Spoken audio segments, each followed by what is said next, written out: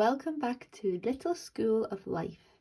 Today we're going to be reading this story called Giraffes Can't Dance by Jazz Andrere and Guy Parker Breeze.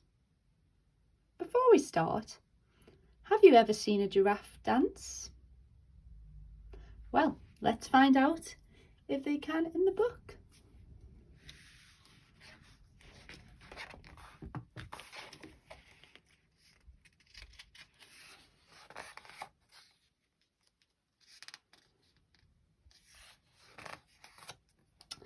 Gerald was a tall giraffe whose neck was long and slim, but his knees were awfully bandy and his legs were rather thin. He was very good at standing still and munching shoots off trees, but when he tried to run around, he buckled at the knees. Oh dear. Now every year in Africa they hold the jungle dance, where every single animal turns up to skip and prance. And this year, when the day arrived, poor Gerald felt so sad, because when it came to dancing, he was really very bad. The warthogs started waltzing, and the rhinos rock and rolled. The lions danced a tango which was elegant and bold. The chimps all did a cha-cha with a very Latin feel, and 8 baboons then teamed up for a splendid Scottish reel.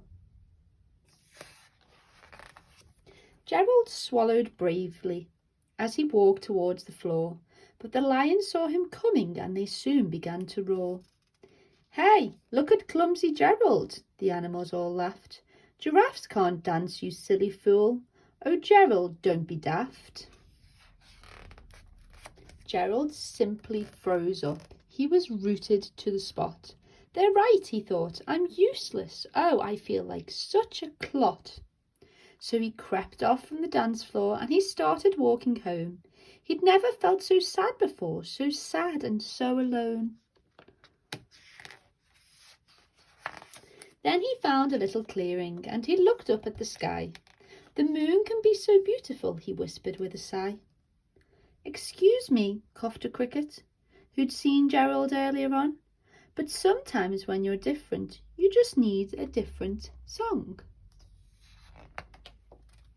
Listen to the swaying grass and listen to the trees. To me the sweetest music is those branches in the breeze. So imagine that lovely moon is playing just for you. Everything makes music if you really want it to. With that, the cricket smiled and picked up his violin. Then Gerald felt his body do the most amazing thing. His hooves had started shuffling, making circles on the ground. His neck was gently swaying and his tail was swishing round. He threw his arms out sideways and he swung them everywhere. Then he did a backward somersault and leapt up in the air. Gerald felt so wonderful. His mouth was open wide. "I am dancing, yes, I'm dancing, I am dancing," Gerald cried. Then one by one each animal who'd been there at the dance arrived while Gerald boogied on and watched him quite entranced. They shouted, "It's a miracle, we must be in a dream. Gerald's the best dancer that we've ever seen." "How is it you can dance like that? Please, Gerald, tell us how." But Gerald simply twizzled round and finished with a bow. Then he raised his head and looked up at the moon and stars above.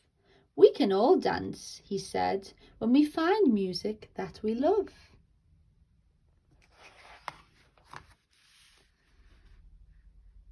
What a great story. So, after all, giraffes can dance. I hope you enjoyed that story. Until next time, bye for now.